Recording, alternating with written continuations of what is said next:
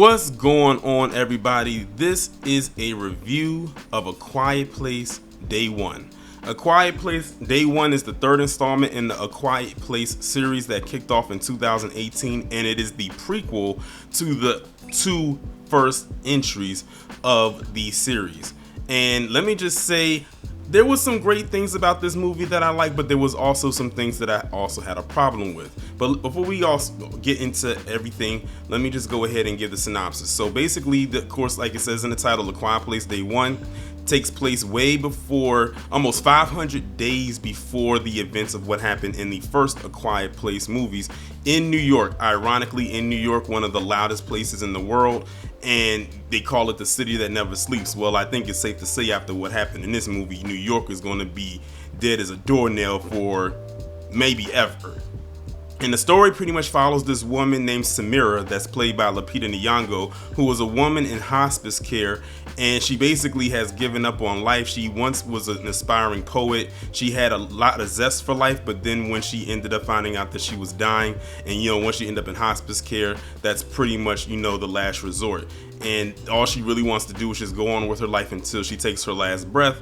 And her main goal, of course, is to, just live life. And one of her main goals, of course, is to, and if you saw the movie, is to get pizza. I thought that was just very interesting. Like, she just said she wants to go to this particular place, this particular pizzeria, and just get pizza. That's really all that she wants to do. But of course, that would never happen, because then all of a sudden it gets interrupted by these beings that just drop down out of the sky from God knows where and wreak havoc on anything that makes an even sliver amount of noise. Anybody who's seen the A Quiet Place movies knows exactly what they are.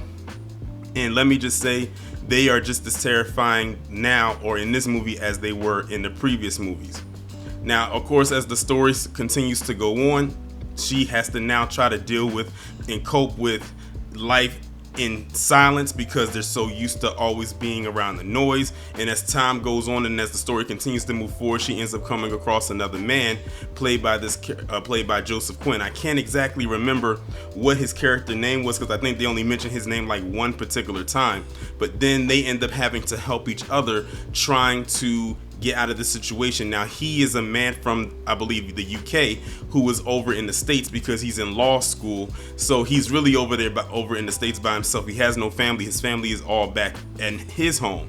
And now he has to try to survive along with the Samira character and trying to find their way out. And then, of course, there's another character, which is a cat. And the cat basically is like its own supporting character to Lupita's character. The cat she calls it a service cat, because she literally, it's like a companion cat. That's really what the cat is. And the cat, believe it or not, the cat was more the comedic relief of the movie. Imagine that, a character or a cat that cannot talk in a movie where if you talk, you will die. So the cat was always going to be the safest thing to be around, or the one that was always going to be safe regardless, because it could not make any noise unless it made noise on a physical surface, which actually kind of did happen briefly in the movie. Now, I will say, let me go and give my pros and cons of the movie. The pros for me is the design of the monsters. Again, when I first saw how they looked in the first one, I was saying I can see why they hid them in the promos, why they did not show how they looked in the promos. And then when you finally see them, when you saw them, it's like, wow, they did a damn good job. And let me tell you something right now. They did a good job with how they looked in this movie. Shout out and kudos to all of the people who were behind the design and look of these monsters, these creatures, these aliens, whatever you want to call them, because it's like we don't know what they are, and that's going to go right into, that's going to be one of my cons. But still, they still look good. The way that they open their face up almost like a flower, and their heartbeat is like the hearing. So I like how they did it. Even when they did the close-ups of them, when they did them, especially in this one part, was a jump scare for myself and everybody in the audience. How they looked up close was very terrifying. Like, I wouldn't even want to see one of those things in my dreams, let alone in real life. The other thing that I liked about this movie, again, is the setting in New York. That was the perfect place to have this happen because, again, New York is considered the city that never sleeps. It's always loud. They even gave a little fun factoid at the beginning of the movie. I'm not going to say what it was, but I thought it was very interesting considering, and if you go watch the movie, it actually makes sense that they would actually put that there. Another pro for me, and it could be a con for some other people, but it's actually a pro for me because I actually see it for what it is. This movie was more story driven rather than survival and horror driven. And what I mean by that is the first two movies, you got to remember, they're already almost 500 days into this, which means that's a year, like about a year and a half or some change, like something like that going into this. So they're already used to this. They've already started to adapt to it. If you saw the first two movies, they have to speak in sign language. So it's a horror element there because remember in the ads, we didn't see what the monsters look like. So we don't know what they were hiding from, which added to the horror element and the survival aspect of the movie itself. So now they figure, oh, the people have already seen the first two movies. This is called Day One. So let's just give them more of a story rather than hitting them over the head with the horror. We're gonna still implement the horror element in there, but if we just do that, then it might as well not even be called Day One, just call it A Quiet Place Part 3. So I like that they made Day One, which is a prequel, be story driven to see how it all began and how we got exactly to where we're at in the first two movies. So I like that they did it, made it story driven rather than survival driven. Granted, the people are trying to survive, but yeah, that's pretty much how I like how they did it. Some people might see that as a con, but for me, I see that as a pro. Another pro that I had with this movie is the sound. The way that this sound came through for this movie, especially when it came to the creatures when they were running, was immaculate. How they ran in a pack and the sound that came through, that stampede sound, I don't know who was in charge of the sound for this movie, but kudos to them because they actually made you feel like they were in the room with you when they were running. Like you had to be quiet just so they could get past you. And even when they were running like that, and that rumbling sound that they made, almost like they kind of shook the earth wherever they were at, was done immaculately. The last pro that I have for this movie is definitely the theatrical experience. If y'all saw my A Quiet Place review that I did back in 2018, if it's still up on the channel, it should still be there though. One thing I said that I liked was the theatrical experience and how much we were engaged with it. Like we were quiet, just like in the movie. And I always tell y'all, seeing a horror movie with a black audience is one of the best things that you can ever do for yourself. And it was no different here. I was pretty much almost in a packed out theater. I think it was about 85% full on a Wednesday evening at 5 p.m. So I definitely enjoyed that aspect. Again, the theatrical experience for these type of movies is always going to be A1 in my book.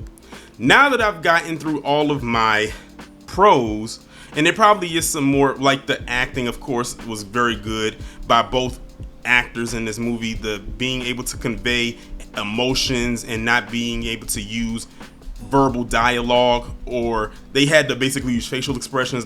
That's when you know you are a really good actor, when you can grasp the audience by physical action and non-verbal cues. So the acting for me definitely hit it out the park. The directing and all of that good stuff, that can fall into the pro too. Now let's get to some of these cons. There was one part in this movie where I said to myself, this could have went off without a hitch if they did not do this one thing. And that was a part in the movie, and this is a slight spoiler coming up. I usually don't like to do spoilers, but in this instance I kind of have to, so here it is right here. If you plan on watching the movie, don't watch past this part, or don't watch this part. When they were trying to leave, and by they I'm talking about this group of people, why did a mass group of people think it would have been a smart idea to all leave at one time to try to get to the water? Because these things are fearful of water. They can't swim. So water is their weakness. They won't cross a river or a pond or anything like that. They'll just stand there and just have to watch you and be upset they can't get to you. Why did this massive group of people think it was a good idea to go in a procession, almost like a protest, and try to leave all at the same time, knowing it would make noise? You had somebody in a wheelchair, somebody was dragging along luggage. I'm like, all this noise that's being made, and y'all don't think these things will come after you? That's crazy. I said, that was not the smartest thing to do, but I guess at the same time, they didn't know what they were really up against, and they probably thought they were being quiet. But my thing is this: y'all should have left a few at a time, not in a mass group in that way. That was not a smart thing to do, really, at all. Another thing that kind of took it out for me was how quickly they figured out that these monsters, or whatever they are, had keen hearing, and that making noise was going to be the death of them. I was amazed at how fast that happened. I mean, I knew eventually they were going to figure it out, but I did not expect them to find out so soon.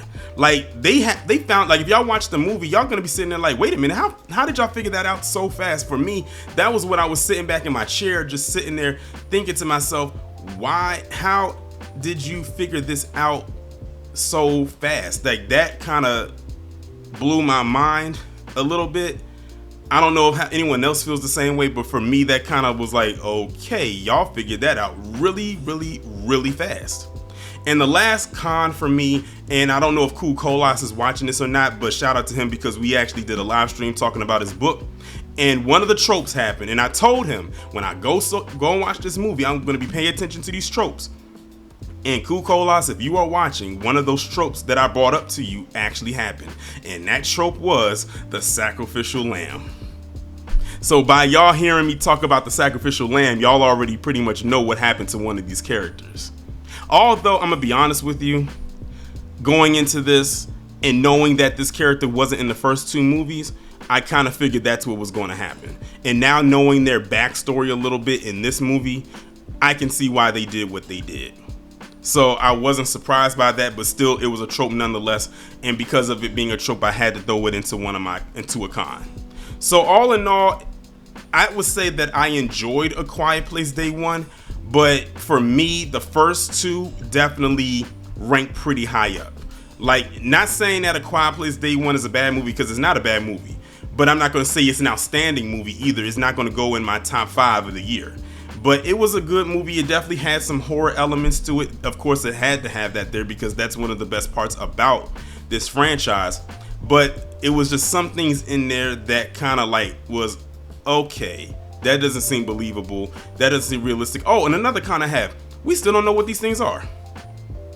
I don't know what the name of these things are. We don't know where they came from. I mean, I don't think they even mentioned in the first two movies what these things are and where they came from, but that's understandable because you're already hundreds of days in. But with this one, you still don't know what these things are, what their names are, how did they get here. We just saw them crash land here and they just started wreaking havoc, and that was pretty much it. So we still 3 movies in and don't know what the technical name of these is. Maybe it's in Google somewhere, but I shouldn't have to Google to find out what these is. They, in my opinion, should be explained in the movie in some way.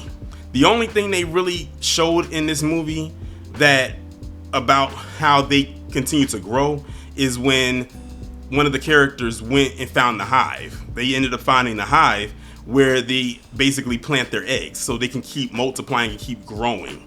And that was about it. But other than that, that was pretty much it. But that is my review of A Quiet Place Day One. Y'all let me know what y'all think about this down in the comments.